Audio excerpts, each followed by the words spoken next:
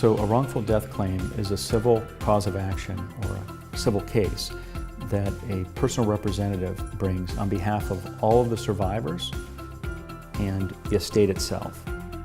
So a wrongful death lawsuit has to be filed by a personal representative that's appointed to look out for the estate and all the survivors. So this personal representative has a fiduciary duty to the survivors and the estate to bring the claim.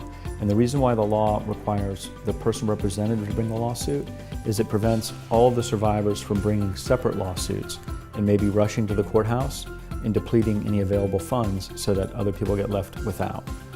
So in Florida, there's a 2-year statute of limitation from the date of death. And that's a very short period of time when it comes to investigating accidents. The 2 years, though, sounds simple, but it's not, because there are all types of exceptions that are built in Florida law. So there's several things that need to be looked at and examined right after the accident to protect those statute of limitations, because it can change depending upon circumstances.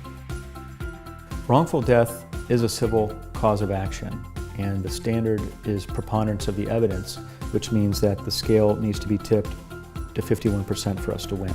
The civil standard for wrongful death is much lower, that we need to show more likely than not.